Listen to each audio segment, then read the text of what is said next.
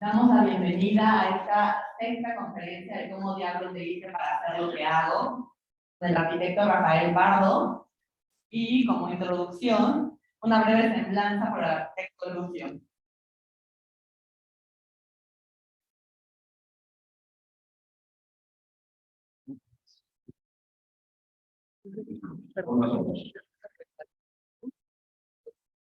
Si quieres, no lo malo. No. Para los de Zoom. Hola, gente de Zoom. Bueno, no les voy a quitar mucho más que 3 minutos. Le pedí aquí al presidio que me diera chance de presentar a Rafa porque siempre que hay alguien o un presentador o hablan del arquitecto que van a ver, pues por lo general es una lista bastante larga, muy aburrida de puras cosas que a nadie nos importa. Sobre todo dónde estudió, o qué hizo, o por qué salió de ahí, o cómo lo hizo, ¿no? Como se llama el título de esto. Y quisiera más que nada hablar un poquito de quién es Rafa Pardo para un transeúnte común y corriente como yo. Cuando conozco la obra de Rafa, me recuerda mucho a cuando Tadao Ando, quien no conozca a Tadao Ando, pues búsquelo y véalo, que sí se lo está perdiendo.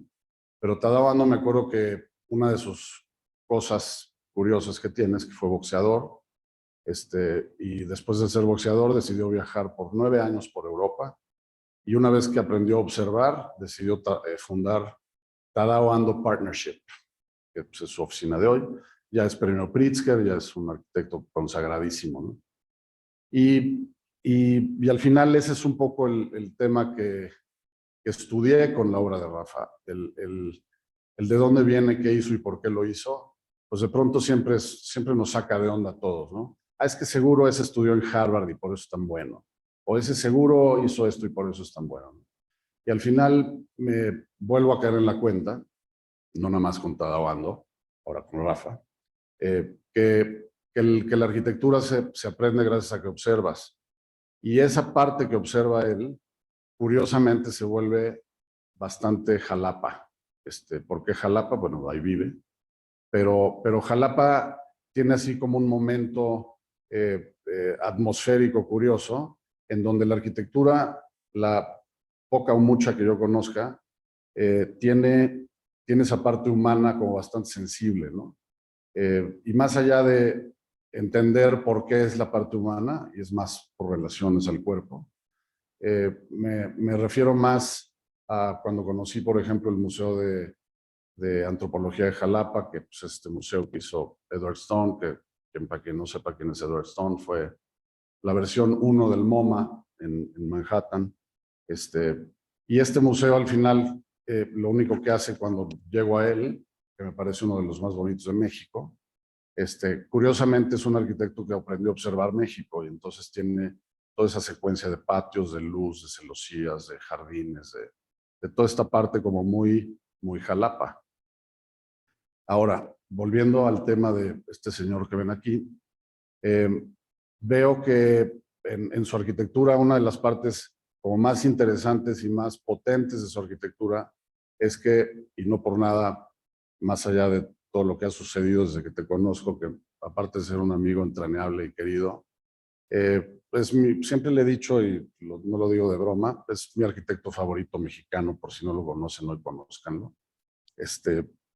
Por ese motivo, porque tiene esa característica de estirar la liga al lado de escultura sin romper la liga de arquitectura. O sea, la función siempre está ahí, pero siempre hay ese jaloneo a la parte escultórica, que es la parte que a mí más me atrae.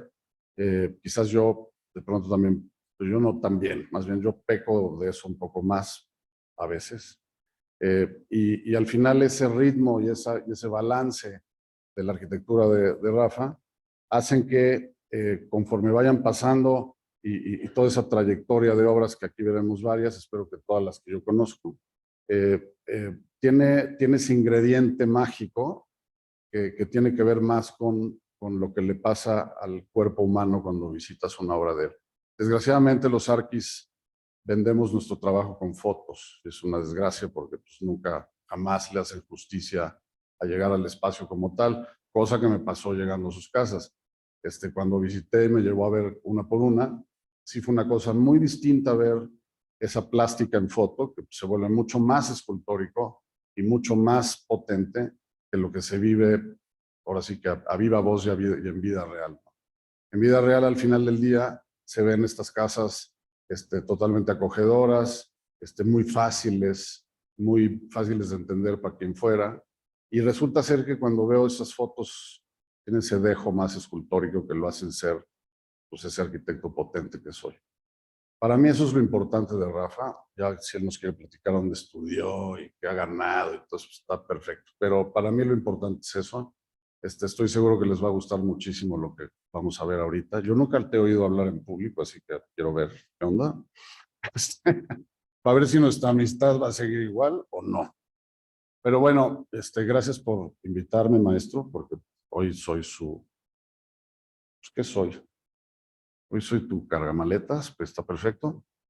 Pero pues, gracias también por invitarme aquí. Lástima que no pude dar mi conferencia aquí con ustedes en vivo. Pero bueno, Rafa, te cedo la palabra y gracias a todos.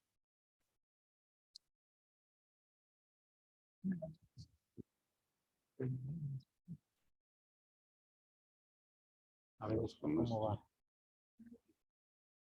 A ver. ¿El micrófono de allá también funciona? Ah, es esto, ok.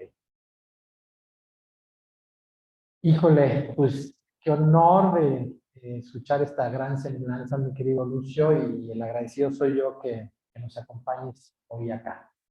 Antes que nada, quiero agradecer al Colegio de Arquitectos por esta invitación. Por supuesto, a todos los aquí presentes, a la gente que se está conectando vía Zoom y principalmente a los estudiantes a quien dirijo esta plática. Y bueno, me gustaría platicarles que esta ponencia está dividida en dos partes. La primera intenta responder la pregunta de cómo diablos hice para hacer lo que hago. Y la segunda parte voy a mostrar 4 proyectos que espero les guste y que sea un poquito más dinámica como para que no sea tan aburrida esta plática. Pero antes de iniciar la plática, me gustaría también decir que yo no vengo a dar recetas de arquitectura. Me parece que, bueno, todos vamos a coincidir en muchas cosas, ¿no? Y que, bueno, ustedes van a tener que encontrar su camino, la manera de hacer su arquitectura. Y bueno, vamos a dar inicio con esta primer lámina, en donde me doy como esta oportunidad de escribir estas palabras que me parece que son, yo diría que por default, que deben tener todos los arquitectos, ¿no? Me cuesta entender que no existe un arquitecto que le apasione lo que le gusta. Hace rato platicábamos que de repente pues un doctor, ¿no? Que es cirujano, que de repente no le guste de repente estar abriendo cuerpos y el olor de la sangre. Imagínate lo terrible que sería dedicarse toda su vida a eso. Entonces, si no son gente apasionada de la arquitectura, me parece que están a tiempo todavía, la verdad, como para estar pensando en otra profesión. Pero también hay que hablar de esas habilidades. Me parece que las habilidades es algo que también nos compete de empezar a buscarlas, ¿no? ¿Para qué somos buenos? Y en ese sentido, si vemos que somos buenos para diseñar o para construir, pues dediquémonos. Dentro de esta profesión, la creatividad está inmersa en cualquier proceso creativo, y creo que esta creatividad también hay que verla, me gustaría verla en mi planteamiento de esta manera. Cuando uno diseña un proyecto, si uno analiza en la línea del tiempo lo que te lleva a construir una obra con el tiempo que tú le dedicas a la parte creativa, es muy pequeño. Entonces, ¿qué hacer con todo ese otro tiempo? Parece que hay que buscarse otras actividades alternas a la arquitectura. En este caso, a mí me gusta pintar, me gusta hacer escultura, y así es como trato de mantener mi creatividad, ¿no? Digamos, constante. Hay gente que le gusta leer, hay gente que le gusta escuchar música, ya verán, ¿no?, cuál será como el camino que puedan tener para mantener su creatividad. Digamos, otra palabra que es básica para cualquier profesionista es que siempre tenemos que estar actualizados. Y en ese sentido, creo que ahorita con la inteligencia artificial es como uno de los programas que a mí me ha sorprendido, aunque desconozco mucho, pero me han mostrado los trabajos que han salido a raíz de estos programas y que yo creo que no es de que sustituyan lo que venimos haciendo con el dibujo, con las maquetas, sino más bien son pequeñas fórmulas o ingredientes que le vamos metiendo a nuestro proceso creativo y que constantemente tenemos que estar actualizándonos y renovándonos. Bueno, creo que la ética profesional es sumamente importante. Tenemos que ser éticos, por supuesto, con los clientes. Cuando tenemos un encargo, pues hay que ser muy responsables con el presupuesto y con el dinero que nos otorgan. ¿Por qué? Porque puede ser el patrimonio de muchas generaciones y yo creo que no se vale estar jugando con el dinero.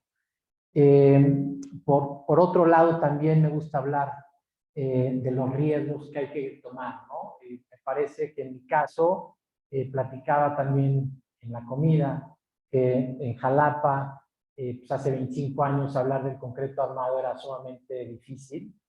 Y bueno, pues yo recuerdo haber tenido una conexión con un libro de Louis Kahn, y que dije, yo quiero hacer algún día eso. Entonces, ¿qué es lo que hice? Pues bueno, investigar, indagar de cómo era este sistema constructivo, de cómo, digamos, podíamos llevarlo a la práctica en una ciudad donde había un tabú, que no se podía, que era muy caro, que no se tenía la mano de obra. Y bueno, ese tipo de riesgos me parece que es lo que hoy probablemente, junto con otras cosas, hacen que el día de hoy esté aquí. Hablar de los errores, muy pocas veces estamos acostumbrados a hablar de los errores, siempre estamos hablando de los éxitos, y la verdad es de que la carrera está llena de tropiezos y de errores.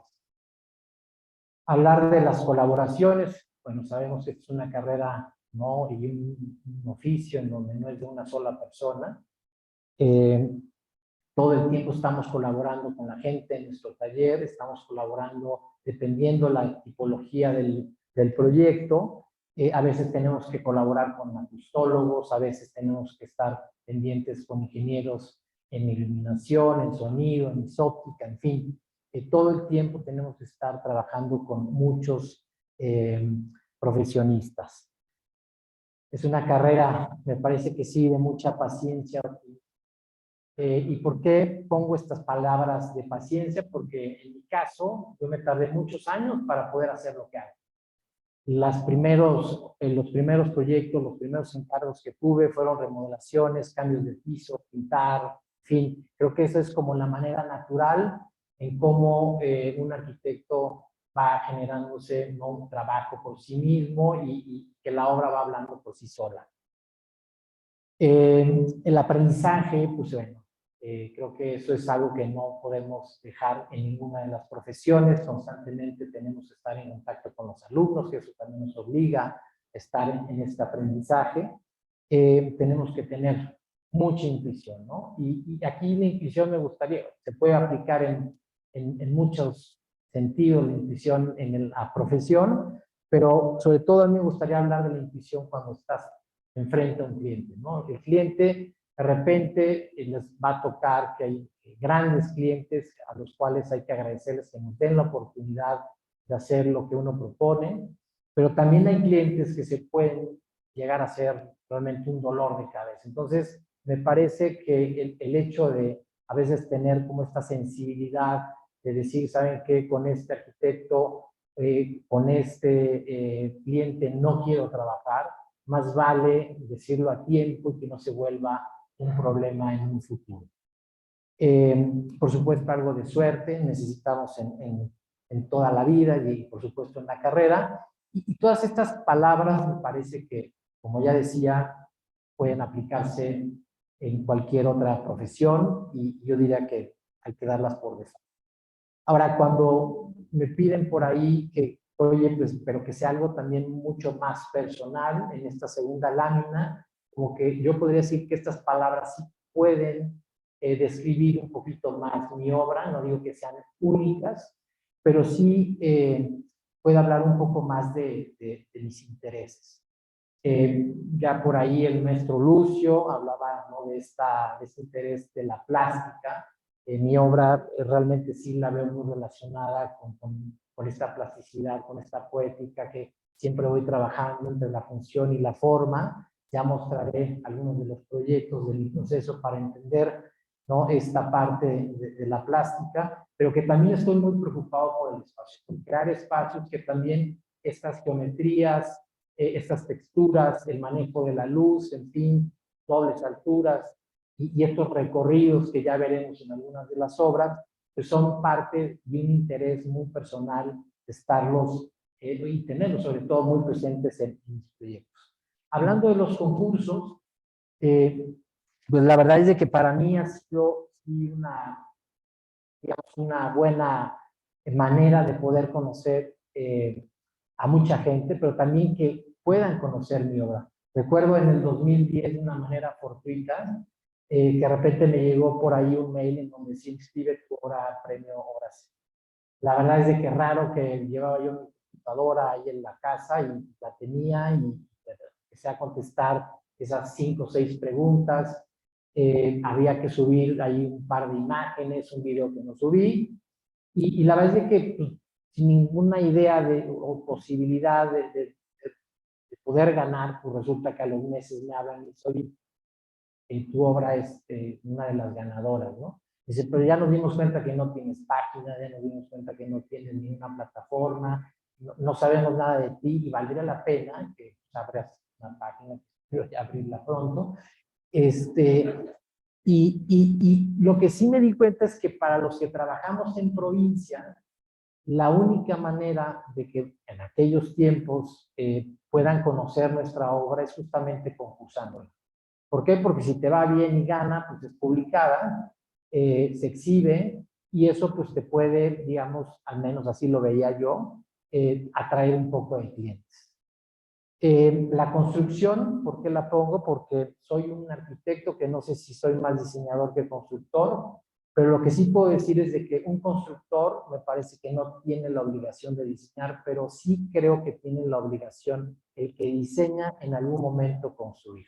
Me cuesta mucho trabajo entender que alguien que diseña y que jamás se ha parado una obra. Yo ya al menos si no van a construir la obra, pues al menos supervisen.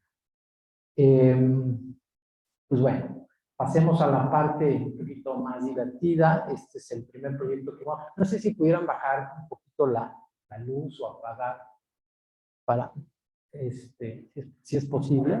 Pero bueno, este primer proyecto es el proyecto Flavia. Está ubicado en el centro de Jalapa, en el corazón de Jalapa, es justamente esta zona. Está muy cerca del Parque Los Berros. Como pueden ver, Jalapa, su traza es de plato roto. Como ya lo comentaba el maestro Lucio, ¿no?, de muchas subidas, una topografía muy importante, con una vegetación exuberante, pero que bueno, estando en el centro, todas estas notificaciones y todas las calles obedecen justamente a esa. Y de igual manera estos lotes, si se pueden dar cuenta, son totalmente atípicos, no son rectangulares. Ya me puedo imaginar al notario tratando de hacer las escrituras de estos polígonos. Describo un poquito, les muestro esta planta para más que nada entender la poligonal del terreno. Al frente tenemos 550. Bueno, el total del predio son 114 metros cuadrados.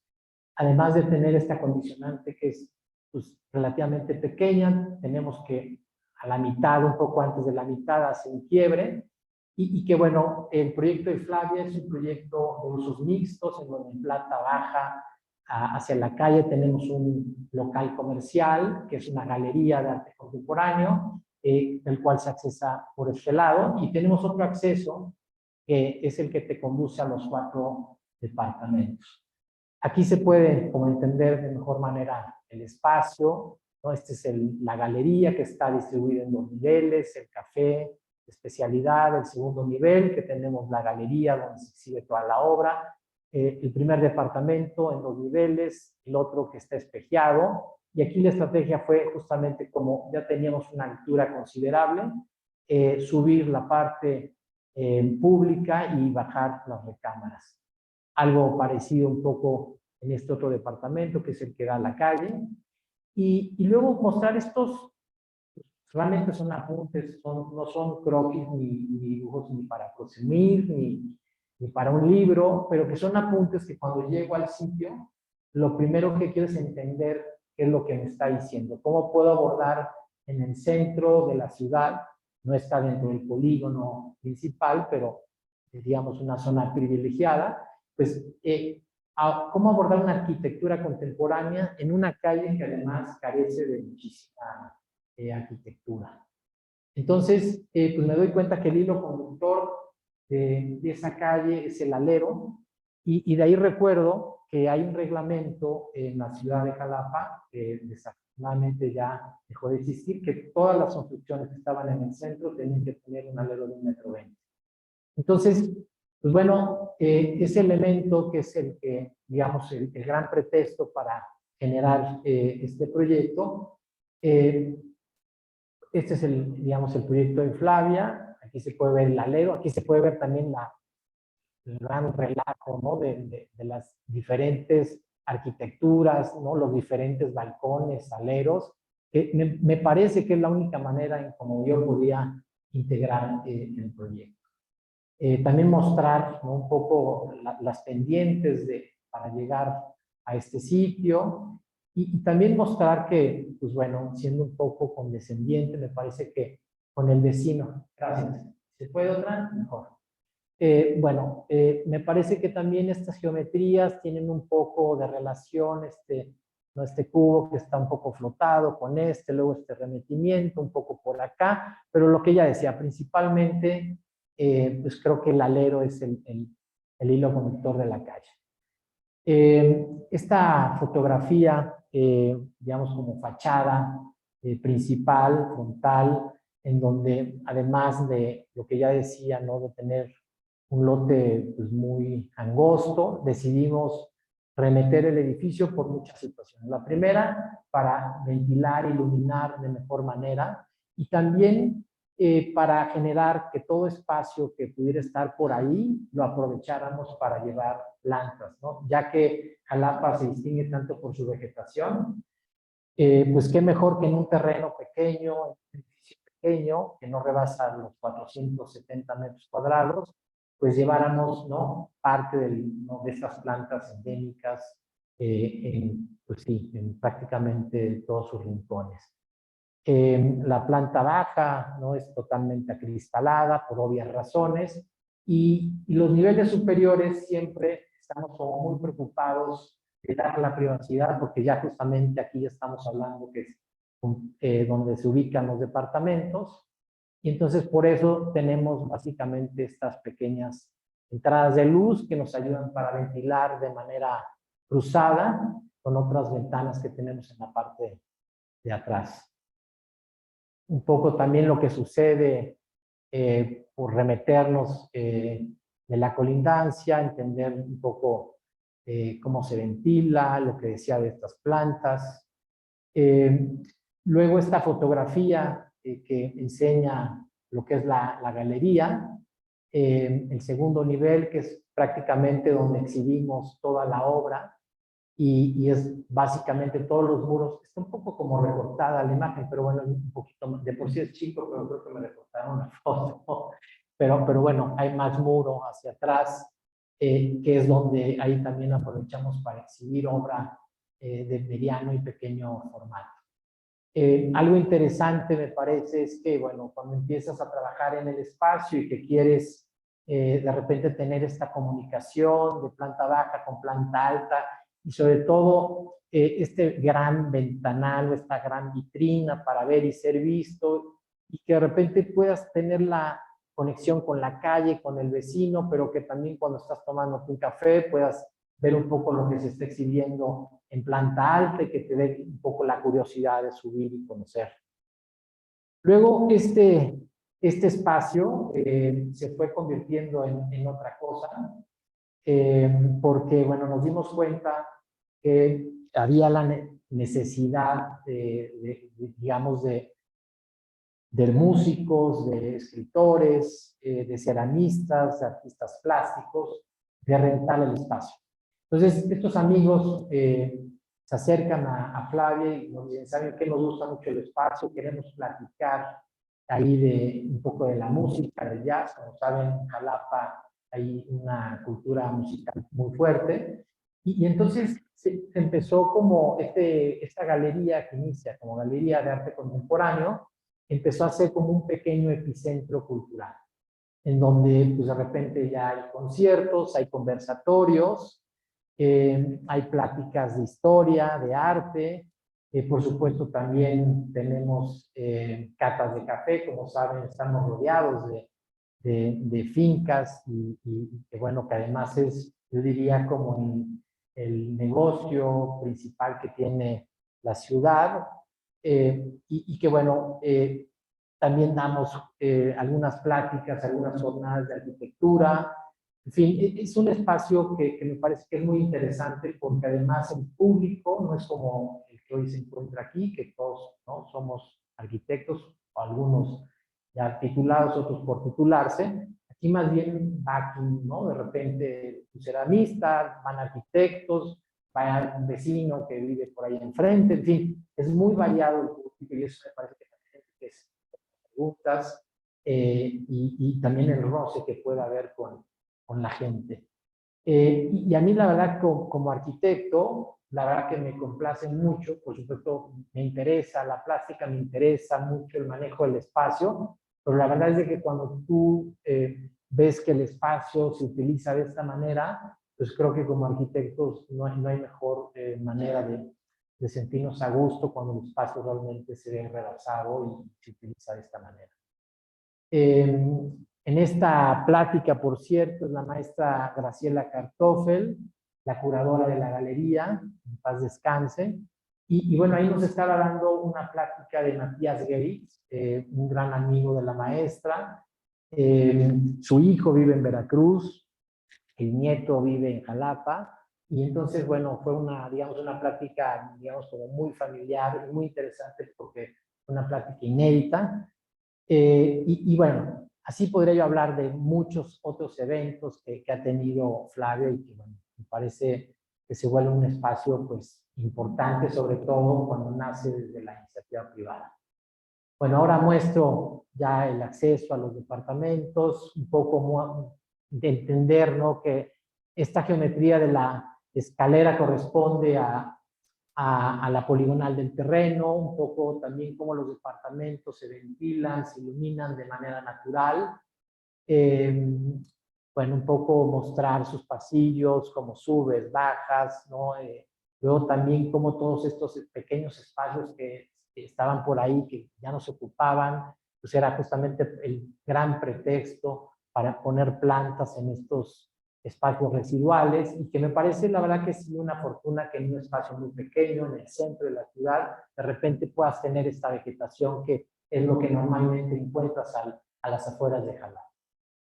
Muestro un poco el interior de uno de los departamentos, que son más chicos, de 26 metros cuadrados, un poco también cómo la gente se va apropiando del espacio. Y este es el departamento que queda en la parte más alta del fondo, y que pues igual me parece que es bien importante que cuando estamos trabajando en un sitio tratemos de aprovechar lo que nos está ofreciendo el lugar. Y bueno, sabemos que este volcán, ¿no?, que lo podemos gozar tanto de Puebla como de Jalapa, pues bueno, tratemos como arquitectos de estar siempre en contacto con estas cosas que nos da el contexto. Un poco también lo que sucede en el departamento que da a la calle, digamos, es el que tiene la vista hacia la ciudad, esta terracita que ayuda un poco para también tener como este espacio entre el público y lo privado, y que también nos ayuda un poco a controlar la privacidad con los vecinos, y un poco las vistas. Ya digamos que esta es una toma ya como este pequeño embudo que nos saca a la calle, ya Flavia, digamos, en funciones, un poquito el escenario de noche. Y ahora si me apoyan por ahí con un video, ya creo que ya se fue el gallo me dejó. Bueno, ¿nos apoyas con el video? Sí, gracias.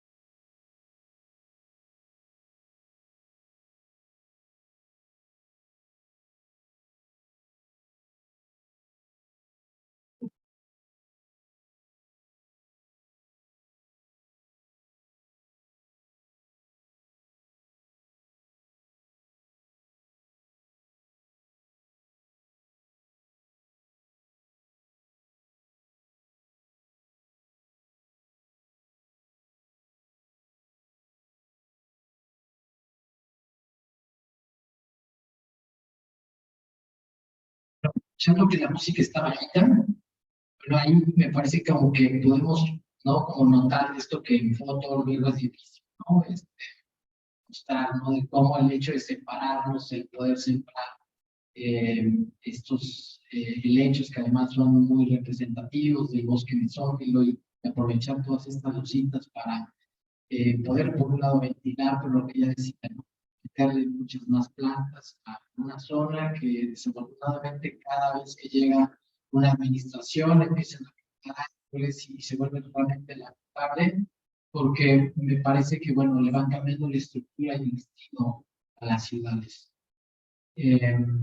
Bueno, ahí este es el que tiene la vista del volcán de Picto Orizaba y bueno, ahí, como sabemos, también Jalapa, hay muchos días que tenemos nube y que no se puede ver, pero rápidamente me paso este siguiente proyecto. Este es uno de los departamentos que terminamos en el 2020 y que, bueno, está ubicado en la carretera de Jalapa y Coatepec, justamente en este triangulito amarillo y gris. Y bueno, muestro el corte para entender sobre todo la topografía, ¿no? Tan accidentada y tan importante que se tiene. Hay más de 14 metros de desnivel y bueno, aquí la estrategia fue como generar que todo este pequeño torreón se concentraran las cargas en dos ejes principales, ¿no? En este de aquí y en este otro de acá, ¿no? Hacer que la estructura fuera lo más eficiente posible, pero también, pues bueno, aprovechar un poco estos volados para generar algunas terrazas como esta y esta, pero también, digamos, hacia el lado del talud, aprovechar para generar todos estos espacios que se ocupan para los distintos departamentos. El primer departamento está distribuido en 3 niveles, el segundo está distribuido en 2 niveles, el tercero tiene 3 niveles con un patio inglés, y el más chiquito es este de 30 metros cuadrados, que es el que da al jardín, que no goza, por supuesto, con las vistas que tienen los de arriba, y que, bueno, el total de metros cuadrados es importante decirlo, son 470 metros cuadrados, y aquí la estrategia fue mucho tratar de no romper con el horizonte. Entonces, por un lado, la estrategia de empujar el edificio, pero también de que fuese un edificio que permeara, no hay rejas, no hay portones. En este frente tenemos más de 36 metros lineales y siempre estuvo como esta idea de generar con una estaca, ¿no? Generar una estaca al centro del terreno y algo que me parece también importante es, está bien, que yo digo que está mejor así, que apagan todo, creo que se ve mejor la imagen. Y bueno, conforme vas recorriendo el edificio, te vas dando cuenta la topografía tan accidentada que se tiene y cómo a raíz de esa topografía van naciendo pues, todos estos espacios que van siendo parte de los departamentos. Creo que aquí es mucho más clara la idea de la estaca, ¿no? Lo que comentaba yo, ¿no? Que bueno, aquí es donde se recargan prácticamente todas las cargas y ahí es donde se encuentra la cimentación más importante.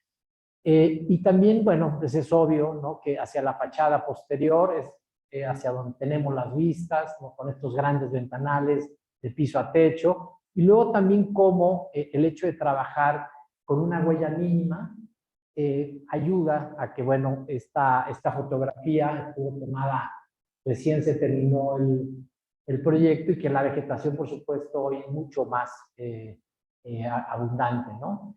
Pero además, gracias a que este talud natural pudimos sembrarles plantas rastreras, pues ya prácticamente hoy la losa ya es totalmente verde, entonces no obstante dejar más de 60% de área verde, pues el edificio cada vez empieza pues a perderse en este pequeño terreno de 900 metros cuadrados.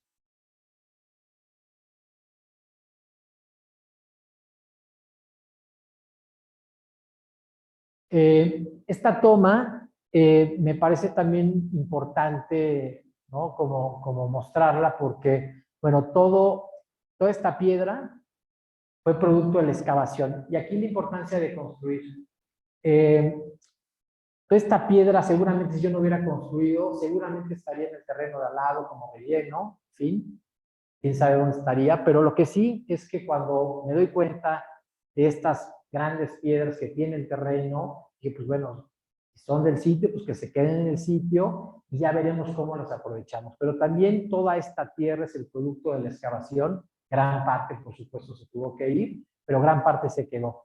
Y estas piedras justamente me ayudaron a que, bueno, ya estaba proyectado aquí un pequeño anfiteatro, pero que con estas piedras pudimos contener toda esta tierra y arriba, por supuesto, sembrar toda esta zona de plantas que, bueno, también me ayudan a darle privacidad al departamento que queda detrás.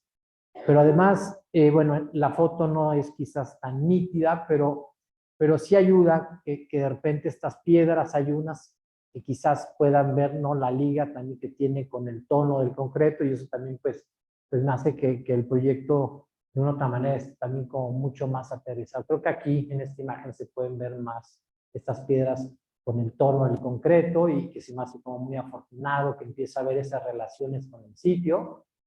Esta fotografía que está tomada, por supuesto, por un dron, también pues me lleva como a querer platicar un poco de cómo cuando utilizas una cimbra, que no es una cimbra de primera, sino es una cimbra, digamos, convencional, cuando el concreto de repente empieza a hacer uno de las suyas y que una duela es más clara que otra, empiezan como estas vetas, digamos, empiezas a no controlar estos colados.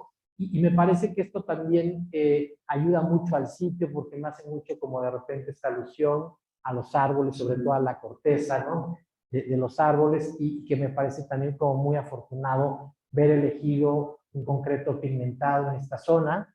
Creo que hubiera sido un error, ¿no? Si vemos el proyecto de Flavia que está en el centro de la ciudad, que es totalmente urbano y hubiéramos puesto un pigmento café, me parece que hubiera sido un proyecto que hubiera impactado de manera no positiva. De igual manera, también yo creo que si aquí hubiéramos colado en gris, hubiera sido algo, me parece que algo parecido, ¿no? No hubiera sido tan afortunado. Luego hablar rápidamente, ¿no? De la importancia de la luz natural, artificial, esta plástica que no nada más se queda como un hecho aislado en que es como manejar un cascarón, ¿no? O sea, no es nada más trabajar la fachada, sino que esta plástica me parece que también me ayuda a que el interior sea mucho más rico y de repente, ¿por qué no hablar de estos de pequeños departamentos que no obedecen a un tema inmobiliario? Es decir, aquí realmente lo que se busca es crear espacio, siempre, bueno, aprovechando el contexto, como podemos ver, tenemos unas grandes vistas a este paisaje, un poco de cielo, un poco de cerro, también un poco entender qué es lo que sucede al interior del departamento y también cómo le damos la espalda a la calle. Es el departamento que queda abajo, en donde, bueno, ya se puede ver, ¿no?, como el cerro ya queda prácticamente hacia el límite de las losas y, bueno, un poco mostrar los interiores, la conexión con el espacio, con el lugar, pues esto que nos fascina tanto a todos, ¿no? El manejo de la luz, ¿no? Que eso del manejo pues, se vuelve de los conceptos pues, más abstractos y más difíciles de utilizar y que, pero de repente pues, haces cosas que empiezan, ¿no?, a tener esta suerte, que empiezas a atinar, ¿no?, que pues, por el concreto mismo, que te va dejando estas duelas, estas pequeñas rebabas, pues va enriqueciendo, que cuando la luz le pega rasante, pues se vuelve como estos planos que están como vivos y conforme va pasando el día, pues estos espacios van mutando y me parece interesante. Como también este otro espacio donde se vuelve más un espacio donde la luz no es directa, más bien aquí estamos hablando un poco de la penumbra y cómo dependiendo el espacio, pues creo que podemos empezar justamente a inducir más o menos luz. Muestro una de las habitaciones para entender cómo se ventila, cómo se ilumina, y bueno, este es el departamento más pequeño, que este mueble es lo que nos divide, digamos, como de la parte de la recámara, al fondo el baño, la salita y un poco a mano derecha está una pequeña cocineta. Y bueno, en esta imagen creo que es como muy evidente ¿no?, lo difícil digamos, de lo complicado de trabajar con estas topografías, que la verdad, pues bueno, sí es complicado, pero no hay que verlo como un problema, sino más bien como una oportunidad.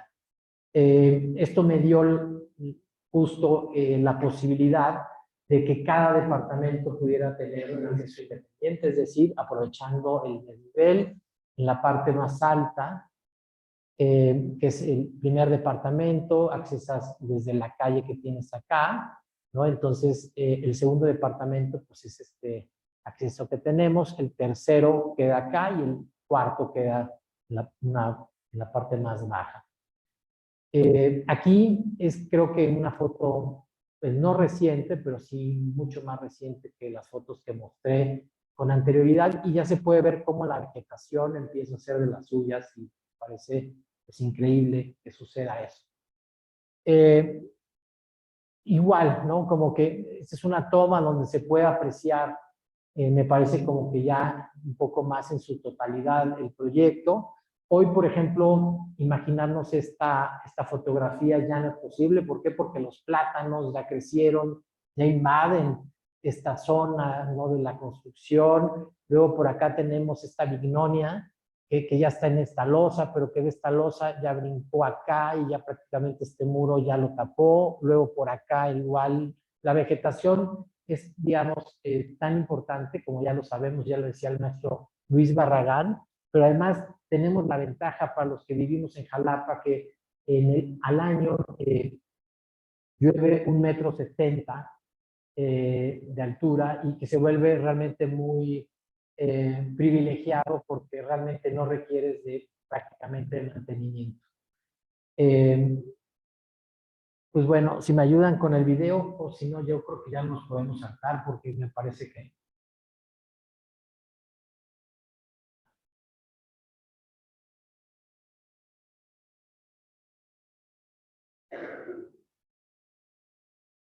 Sí.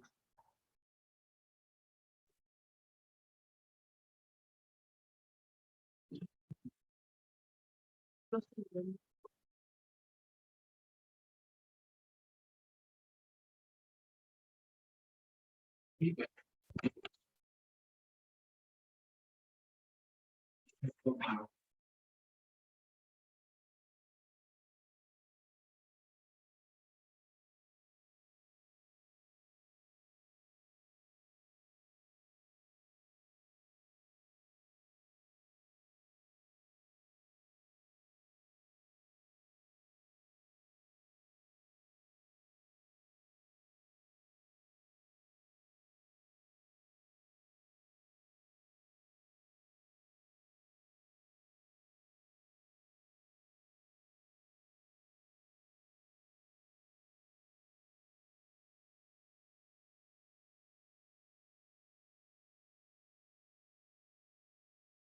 me parece que es como, ¿no? Si comparamos las imágenes con el video, la vegetación prácticamente adulta, ¿no? Y bueno, son condiciones que tenemos que conocer justamente. Ustedes también tienen muchas montañas, me parece que los proyectos podrían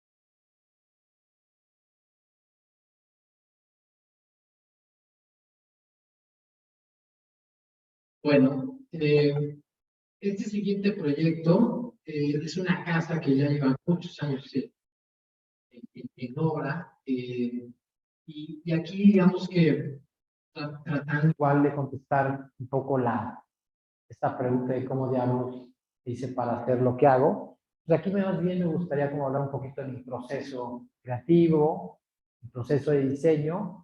Y bueno, primero ubicamos el terreno que está a las afueras de Jalapa, a las afueras, es decir, 15 minutos, no más.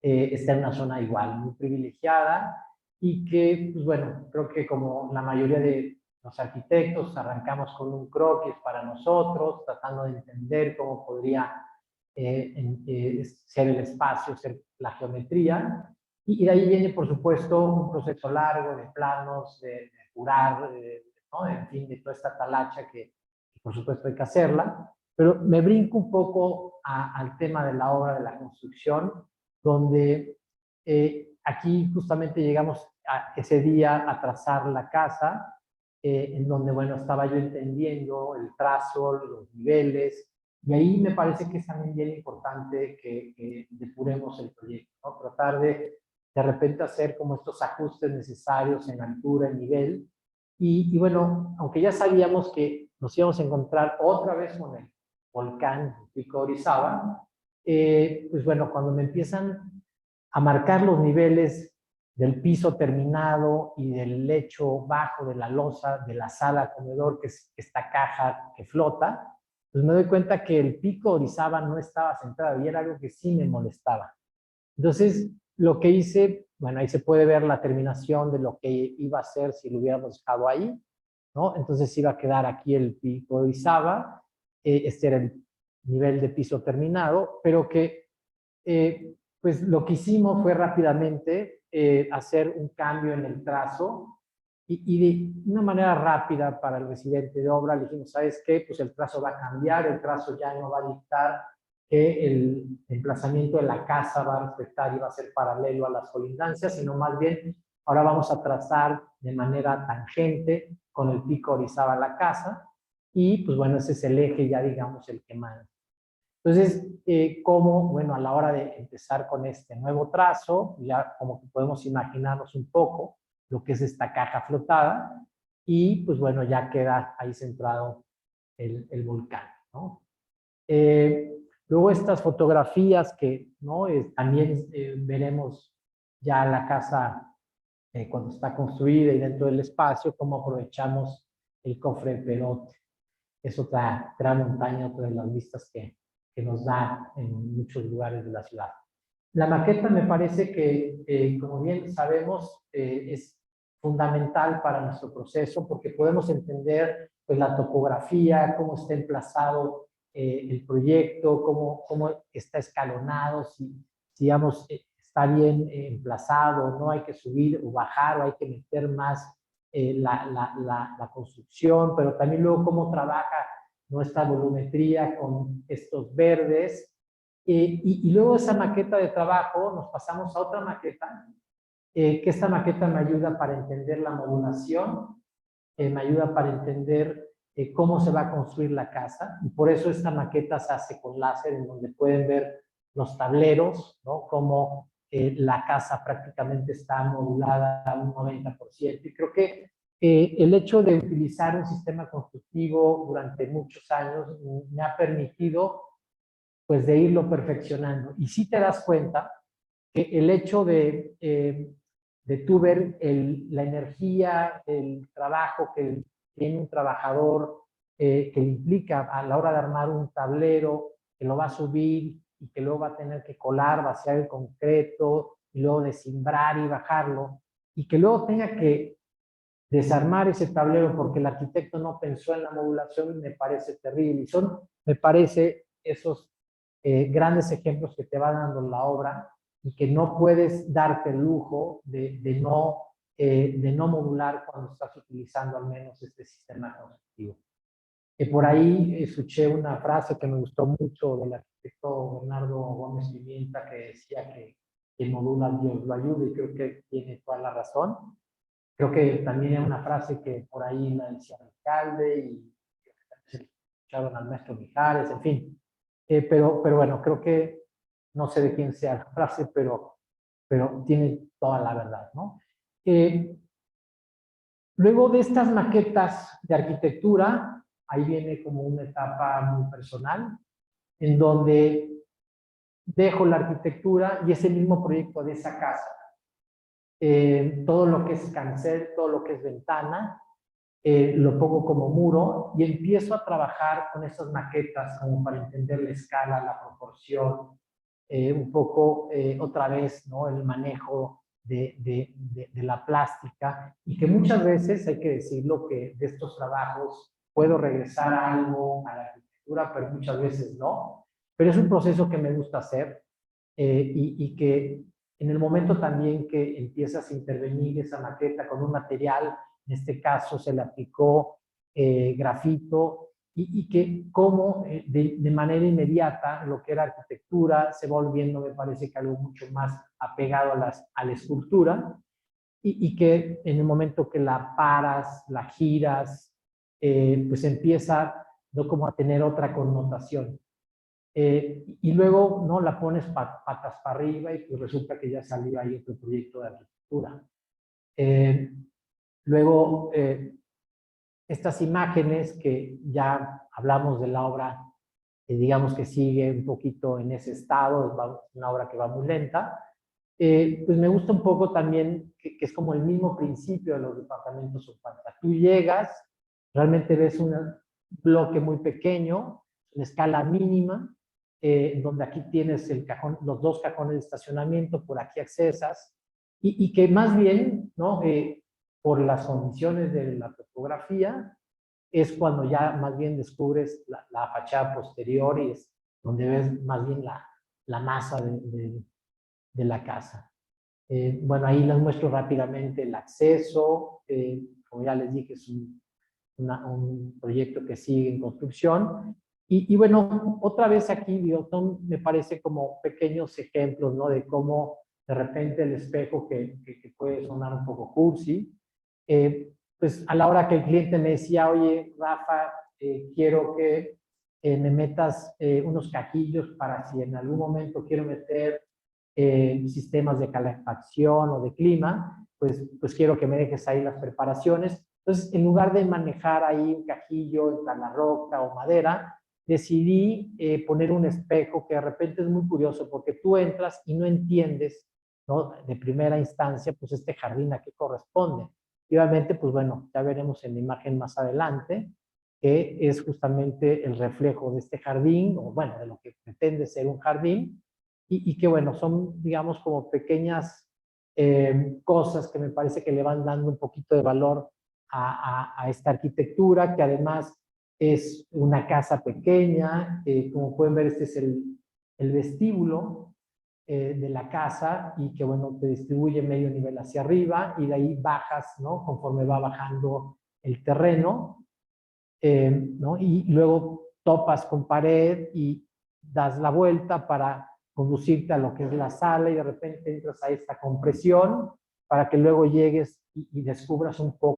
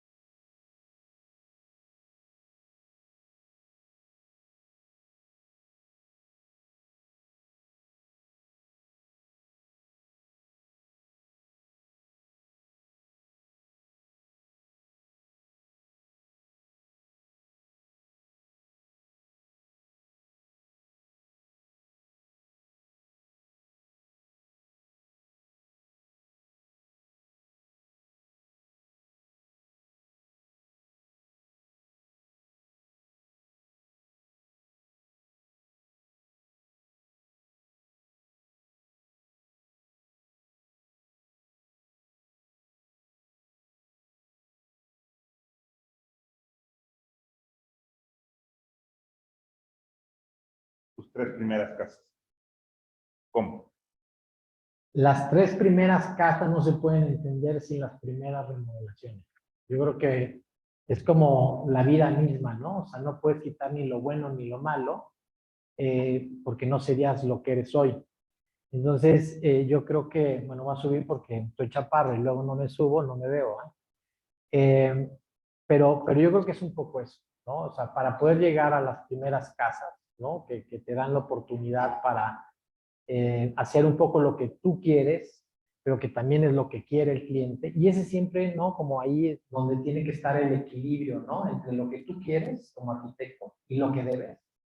Pero también, obviamente, para quién está dirigida la casa, ¿no?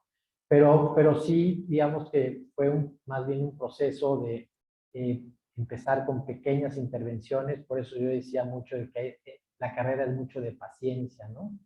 Mucha paciencia porque tardas muchos años, en mi caso así fue, para que me dieran la posibilidad y la libertad y la confianza de hacer una primera casa, y pues de ahí pues viene otra y otra y otra, y bueno, de repente no hay nada y así, ¿no? Pero sí, yo creo que pues eso podría decir de las primeras casas, ¿no? Que habría que entender el trabajo antes de esas primeras 3 casas, que yo creo que va a ser la mayoría, ¿no?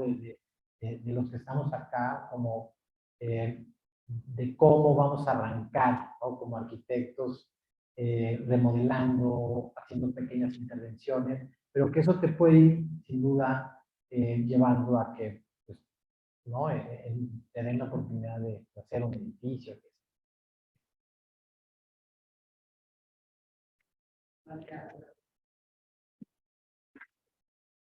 Yo ya lo conozco, muchos saberlo, pero creo que es una cosa muy importante, no es poca cosa, y pues vale la pena que lo diga. ¿Por qué concreto y por qué todo es concreto y por qué ese es el material que existe como predominante? Y bueno, recuerdo tercer semestre, algo así, abrir un libro en la biblioteca y encontrarme con una gran obra que era justamente de Louis Kahn, y hubo una conexión muy fuerte con el material. Y dije, algún día voy a hacer eso. Obviamente no he podido todavía, pero estoy intentando. Pero además había tal desconocimiento que yo pensé que era un acabado, no un sistema constructivo. Entonces, me parece que, bueno, ahí fue como el descubrimiento del material, ¿no? Donde me encontré con el material y obviamente con una obra magistral. Pero también me di cuenta con el paso del tiempo que es un material que justamente me permite trabajar la plástica. ¿Por qué? Porque los muros, ¿no? Al tener varilla, al tener concreto, se vuelven planos, se vuelven como grandes diafragmas. Y entonces, el material, digamos que lo hago trabajar, creo que de una manera correcta. Me cuesta entender las casas que son muros de carga, que son de concreto. Si pueden ver un poco mi obra, como que siempre estoy tratando justamente como de aprovechar esa parte estructural que te da ya el material, y por eso esos volados o esos claros que llego a tener en las casas o en los departamentos. Y yo diría que, bueno, eso es un poco el origen, y eso es también un poco el por qué, ¿no? El por qué utilizar ese material que sabemos que, bueno, puedes hacer desde algo muy curvo o algo, pues, como lo que hago, que es muy ortogonal. Sí.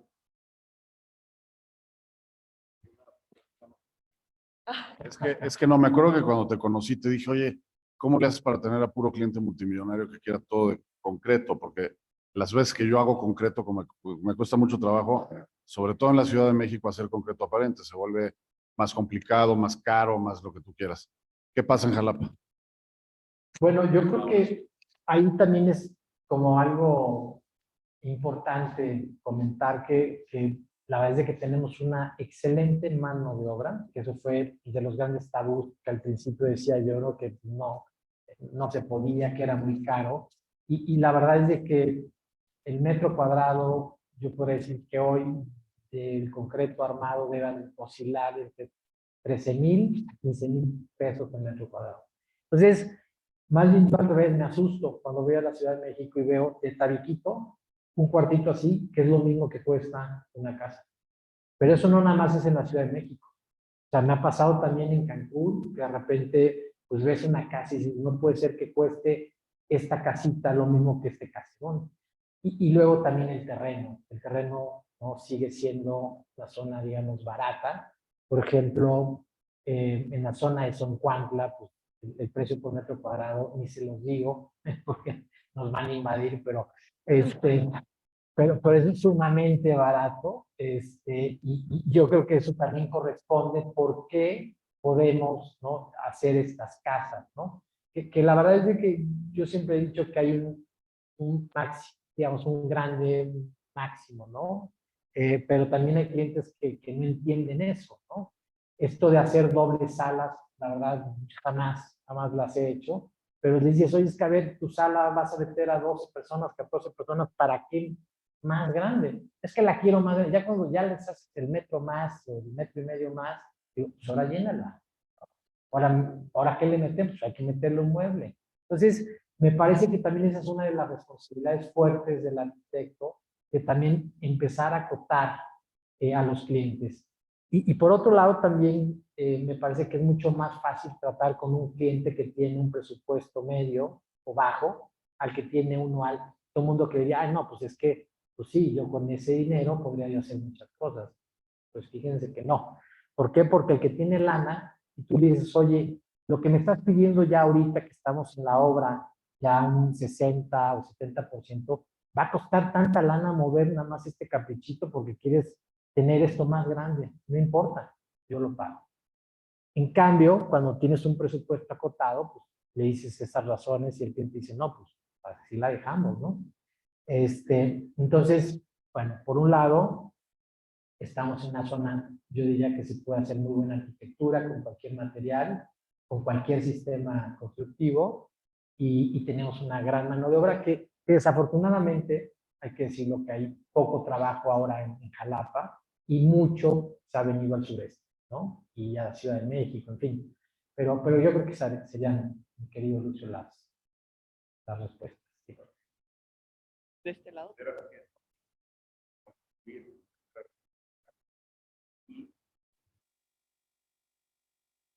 A pesar del cliente, es posible hacer arquitectura. A ver, la primera, es que no la escuché bien, ya se vició. Ajá. Hacer arquitectura.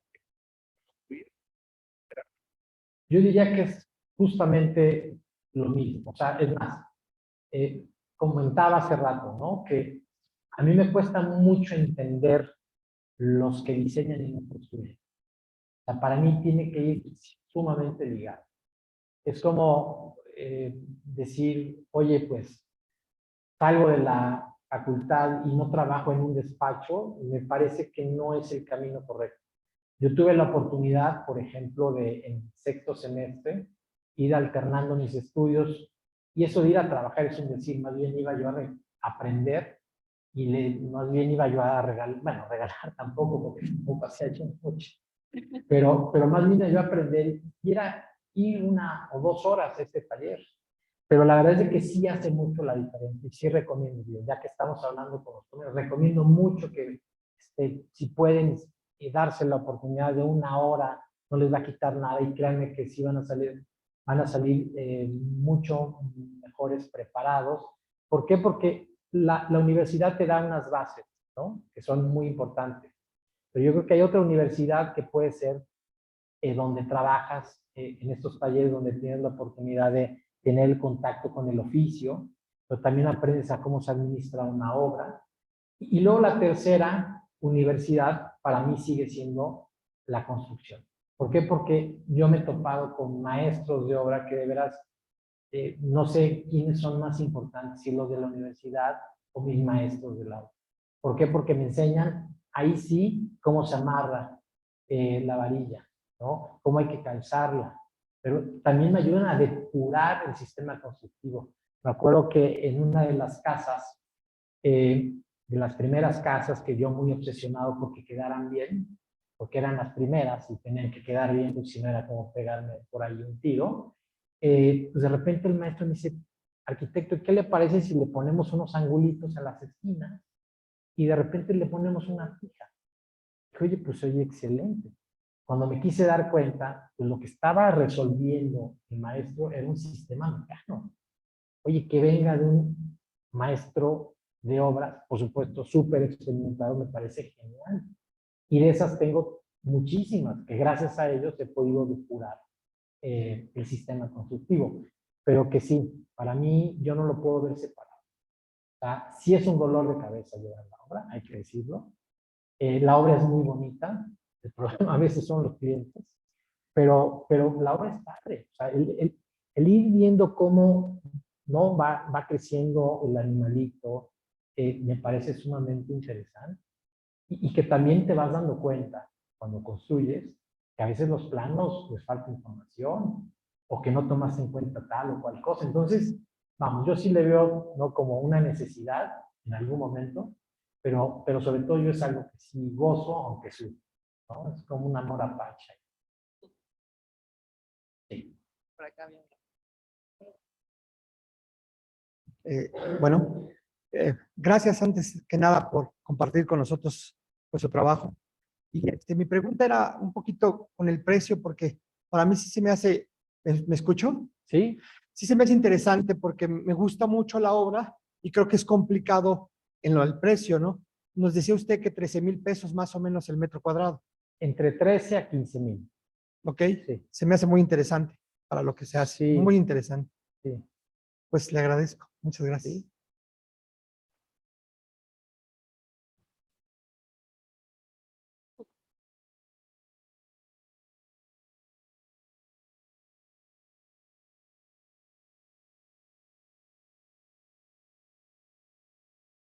Ahora, perdón, nada más quisiera yo puntualizar, el costo es paramétrico. Y eso, bueno, ahorita me vino a la mente que el que costea las obras, siempre le digo, oye, fíjate que el cliente quiere saber aproximadamente cuánto le va a salir su casa. Dice, tengo que verla. Digo, a ver, pues va a ser algo muy parecido a tal casa, la tengo que ver. Oye, pero pues estoy diciendo que el metraje va a ser el mismo material, los mismos acabados, dice, la tengo que ver. Es que parece mentira, pero entre una casa muy parecida a otra puede variar los costos muchísimo. ¿Por qué? Por la estructura. ¿Y por qué también por los acabados? Ahí hay un punto importante. Me parece que cuando trabajas con el concreto armado, pues prácticamente la casa ya está vestida. Ahora, si tú le metes, por ejemplo, los pisos de Soncuantla, si no mal recuerdo, son de 250 pesos. Es una cerámica muy barata. Claro, si le meto un mármol de 3,000 pesos, pues obviamente ya entonces andamos en los 18. Entonces también es un poco como empezar a jugar dónde vale la pena invertir la lana, ¿no? Y eso también pues me lo ha dado un poco la experiencia pues, de la obra. Entonces, realmente a mí no me interesan los acabados de lujo. Me parece que un poco lo que decía el maestro Lucio, el lujo está en el espacio y pues ya lo demás, si es mármol de Carrara o no, da igual. Esa es la verdad. Pero sí es un punto importante, ¿no? Que cada casa es muy diferente a la otra, aunque sea en concreto, los claros y por supuesto los acabados. Perdón. Sí, la siguiente. Acá. Aquí. Ah, Quería agradecerle por la conferencia. Me parece muy útil. Algo que me di cuenta es que su geometría es muy única y poco convencional. Y mi idea es de dónde nace como esa inspiración. Bueno, más que nada, de dónde nacen las ideas o cómo se inspira o cómo. pues yo creo que pues, las ideas, yo creo que con el tiempo, después de vivir tanto arquitectura, pensar tanto en arquitectura, tener tantas experiencias, vivencias de arquitectura, pues creo que empiezas a tener como un cierto bagaje. Y el hecho de verla, vivirla, de estar dibujando, de estártela imaginando, pues yo creo que en ese momento empiezas como que todo el tiempo estar inmerso en la arquitectura, ¿no? Yo creo que no es una profesión así como que pues, al ratito voy a ser arquitecto y ya hoy soy una persona normal, ¿no? Como que me parece que los arquitectos somos todo el tiempo arquitectos y estamos pensando todo el tiempo en arquitectura. O sea, son de las profesiones, yo creo que peor pagadas por lo mismo, porque el proyecto te lo pagan y tú sigues depurando el proyecto hasta que entregas la llave. Y después termina la obra y dices, híjole, ¿cómo no le hice?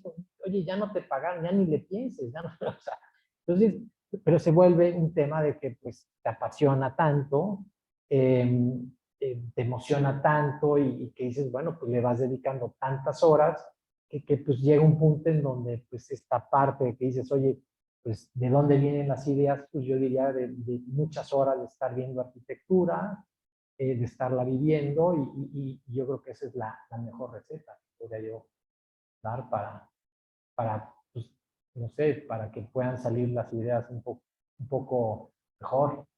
Gracias. De nada. Rafa, buenas noches. Qué gusto verte por aquí, por Puebla. Fíjate que una de las frases que decía Peter Zumthor es que muchas veces como arquitectos tiene más arte conseguir un buen cliente que muchas veces el arte que hacemos, ¿no? Realmente tu obra es increíble. Eres un referente mexicano en la actualidad. Yo no tenía el gusto de conocerte, habíamos charlado un par de veces, pero es un agradecimiento, por lo menos de mi parte, por estar en este foro y compartir realmente tu lado más bueno. Muchísimas gracias. No, gracias.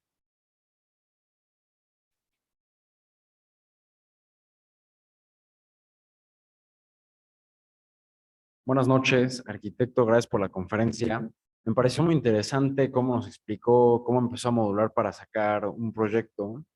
Y mi pregunta va si usted empieza a iterar y a modular a partir de la forma y después ve cómo solucionar la función, o empieza desde el principio viendo la función y las necesidades para sacar los volúmenes. Buena pregunta porque mi trabajo, ¿no? Como pudiste un poco ver, es que voy trabajando estas maquetas, ¿no? Que son muy de volumen, muy plásticas, pero que a la vez también voy trabajando con los planos, ¿no? Es, digamos, como un trabajo muy equilibrado. No soy de estos arquitectos que empiezan a trabajar de adentro hacia afuera y que el resultado ya es un poco lo que ya es lo de adentro. Que digo, está bien, todo se vale. Pero en mi caso, siempre estoy como trabajando un poco la geometría y a la par con las plantas que funcionen. Y si funciona y se ve bien, pues mira, siempre va a haber un lado que esté más flaco del otro, pero creo que si analizamos todas las obras, todas, pues no va a haber obra perfecta. Entonces, bueno, se trata de sí, de que la casa tiene que funcionar, y además hay cosas, digamos, como muy básicas, que esté bien iluminada, que esté bien ventilada, los principios básicos. Ahora, si además de eso, digamos, funciona bien la planta, los recorridos, y además de eso son agradables, y además de eso generas una buena plástica en el interior y en el exterior de la casa, pues yo creo que ya estás del otro lado. Pero si tienes, o en mi caso, tengo que trabajar las dos cosas paralelamente, ¿no? Para poder como justamente llegar a ese punto. Y en el tema de la modulación, normalmente lo que hago es, una vez que termino el proyecto, empiezo con la modulación, ¿no? Y veo cuál es el módulo de la cimbra que mejor le conviene. Hay veces que utilizo rueda de 20 centímetros, a veces de 15, a veces la parto, a veces hago, en fin. Pero entonces, ya una vez que tengo el proyecto, ahora sí empiezan también los ajustes. Porque bueno, ya utilicé este módulo, que es el que más predomina, pues entonces por 20 centímetros más o lo recorto o lo amplío. Y ahí empieza un poco como este tema de la modulación, porque sí es importante lo que preguntas, porque no va sobre una, o sea, mi arquitectura no la diseño en una réplica. Es más bien como posterior, ¿no? Como ya lo comentaba, ¿no? Gracias.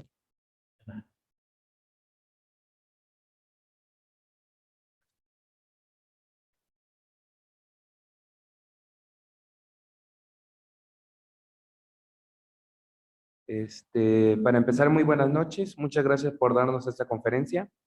Yo apenas soy de primer semestre, apenas estoy entrando en este maravilloso mundo de la arquitectura. Todas sus obras son muy grandiosas, pero mi pregunta es, usted ahorita ya es un gran arquitecto, muy reconocido, pero cuando estaba en sus años de estudio, ¿cómo supo realmente que la arquitectura iba a ser para usted? Que esto era lo que realmente le llenaba. Bueno, lo primero, no le hagas tanto caso. Ese es el primer punto. Lo segundo, yo creo que es justamente esto que platicaba en la primera lámina, que sí creo que todos tenemos la obligación, y ahí sí me refiero a cualquier profesión, de realmente ver un poco hacia adentro. Es decir, que veamos realmente si esto es lo que nos apasiona. ¿Y cómo lo puedes saber? Yo creo que es fácil, ¿no? O sea, yo creo que nos conocemos lo suficiente como para decir, oye, esto sí me llena, no me llena. Oye, pues a lo mejor sí me gusta hacer las maquetas, pero no me gusta dibujar, pero me gusta crear. En fin, yo creo que sí hay como ciertas cosas, sobre todo ahorita, que pueden, ¿no?, ser como los indicadores para decirte si estás en la carrera correcta. Yo diría que posterior a la carrera y cuando ya empiezas a ejercer la profesión, te das cuenta que dices, ah, caray, con razón de niño, de repente me llamaba tanto la atención que entrara un músico al restaurante y que se me pusiera la piel chinita, ¿no? O de repente pararte y ver un cuadro. Entonces, pero esas son deducciones que hago yo ya, pues ahora sí, ya una vez que estudié y que cada vez confirmo mucho más que soy un apasionado de este oficio, pero sí venimos, creo que predispuestos, y por eso decía, ¿no? Hay que ver para qué somos buenos, ¿no? Y también las habilidades se pueden ir, digamos, como puliendo, o sea, vamos, no todos tenemos que ser Messi, es más, hay muy pocos Messi, pero si practicas todos los días, otra vez, si hay una persona ahí apasionada que le va a dedicar el tiempo, las horas, traes la camiseta puesta, pero no nada más que la traigas, la sudas, estoy seguro que si no va a ser un Messi, pues bueno, serás ahí alguien que le des batalla, ¿no? Y creo que también se trata de, no sé, o sea, esto de que si soy o no reconocido es lo de menos, porque además es algo que no te imaginas, es algo que sucede y punto, es de una manera orgánica. Ya platicaba yo, ¿no?, que de una manera fortuita yo concursé. Yo me pregunto más bien qué hubiera pasado si no me hubiera llegado ese correo en el 2010 y no hubiera yo concursado. Pues probablemente tampoco estaría aquí, pero mi obra está ahí y eso no le quita mérito. O sea, el hecho de que seas conocido o no, me parece que, digo, qué bien que te inviten a dar pláticas de la cual yo sufro porque no estoy acostumbrado a darlas, pero además me siento obligado a darlas porque, pues, así como tú, yo también fui estudiante, aunque no lo creas, ¿verdad? Y claro que iba yo a todas las pláticas y me emocionaba, y yo veía, oye, pues lo que está haciendo tal arquitecto me fascina, me apasiona, y bueno, y pues la verdad es de que el trabajo, la dedicación y las horas de vuelo son las que hoy me traen aquí. Y por eso yo podría decir que si tú le dedicas el tiempo, pues seguramente puedes llegar a ser mejor que yo y que muchos, ¿sí?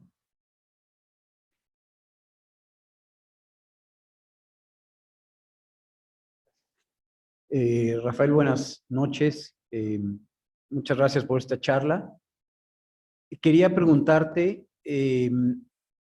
visto que tu obra está, la que nos presentaste en Jalapa, y como bien mencionaste, tienes, si no mal recuerdo, 1,60 m de agua al año, ¿no? Llueve mucho, a mí me gusta mucho Jalapa, y quizá con lo único que me voy en deuda, o sea, que me quedaste a deber en tu charla, es que me hubiera gustado mucho ver tu obra mojada, ¿no? Me hubiera gustado ver la obra, al ser muy ortogonal, como mencionaste, es muy fácil el manejo de la luz, los volúmenes que se recortan unos con otros y esta plasticidad que emerge a partir del manejo de la luz. Quería preguntarte, porque cuando tú ves esta obra, quizá, porque no la vimos, ¿no?, contra un cielo nublado, contra un entorno lluvioso, donde las superficies empiezan a empalmarse, ¿no?, los volúmenes comienzan a apelmazarse unos con otros, pero por otro lado, los ángulos de las superficies, al estar mojadas, comienzan a reflejar cosas que de otra manera no. si tienes algún tipo de consideración proyectual, esto que es particular de Jalapa, que digo, he ido varias veces y muy seguido me encuentro gris y lluvia, ¿no? Entonces creo que tu arquitectura cambia mucho seguramente en ese sentido. Tienes toda la razón. Creo que, bueno, solamente he contratado una vez a un fotógrafo, ¿no? Y ese día que lo contraté, se vino tal aguacerazo que no pudo sacar fotos. Y al otro día se despejó. Entonces, se vuelve bien complicado porque, digamos, sí podría yo sacar fotografías, sobre todo cuando la neblina está en el piso y que es muy típico de Jalapa, pero yo no soy buen fotógrafo. Pero también se vuelve muy complejo como decirle al fotógrafo, oye, mañana va a haber neblina, vente corriendo. Lo que sí es cierto es que esto que comentas siempre lo he querido, pero nunca se me ha dado. ¿Por qué? Porque la haría mucho más de sitio.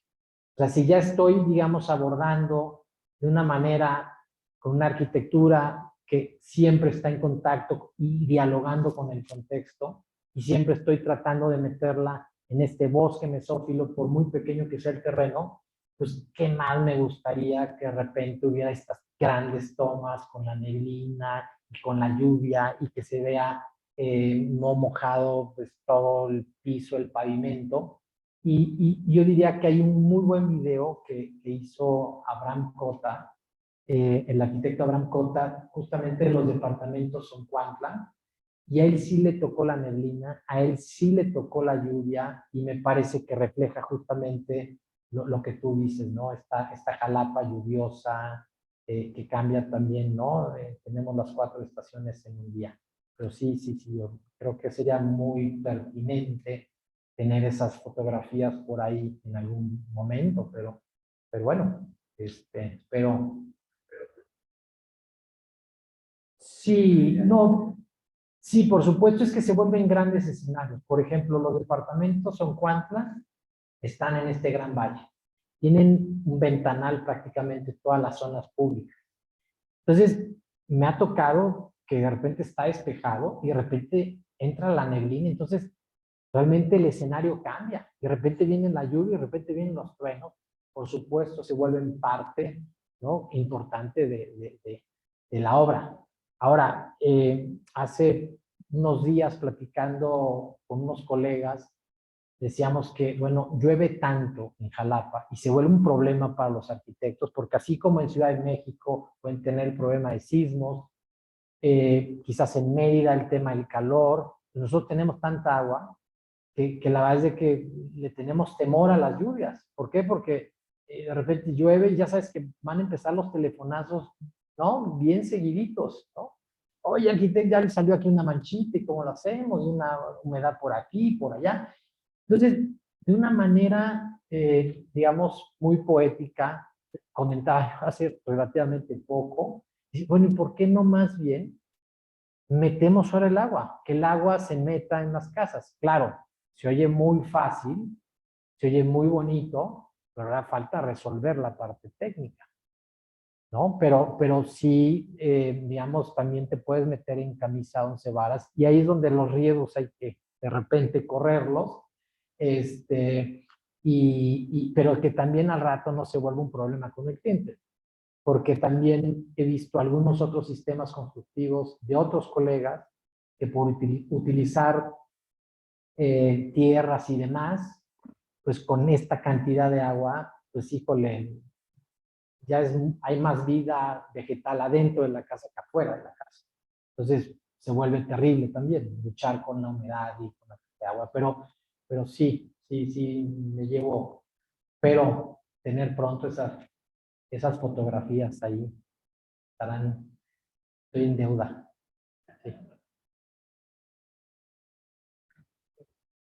Sí. Muchas gracias por tu conferencia. Yo te quería preguntar, mencionabas a Kahn y el arquitecto Lucio mencionaba a Tadao Ando, que pues, me hace mucho sentido viendo el uso del concreto. Yo te quería preguntar, ¿quiénes son tus referentes que considerarías ajenos al uso de este material? Híjole, a mí me gustaría hablar como de las influencias, ¿no?, que estuvo por ahí también en uno de los carteles. Yo creo que estoy influenciado por muchos arquitectos.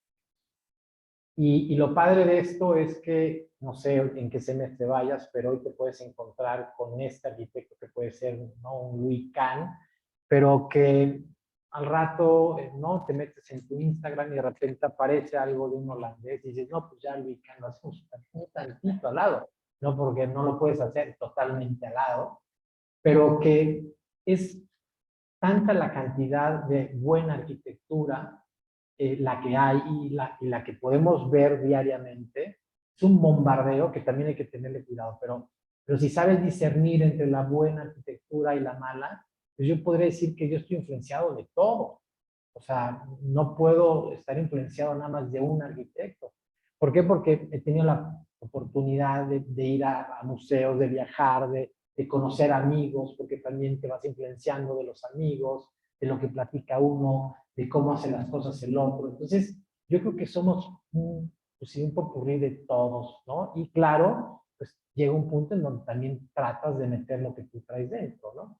Pero sí, digamos, quitando, yo diría, fuera a gente del concreto, pues bueno, están los grandes también, que, ¿no?, como Luis Barragán, ¿no?, con el tema del manejo de la luz, y bueno, bien, que me parece que es sumamente notable, Alberto Kalach, ¿no?, que es un gran arquitecto, pero también está otro gran arquitecto que se sale del cajón, como digo, el maestro Alejandro da Costa, y bueno, y son obras bien diferentes, ¿no?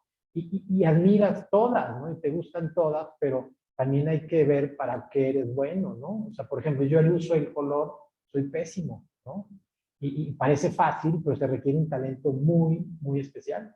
Entonces, pues yo me voy a la facilita, algo monocromático y listo, ¿no?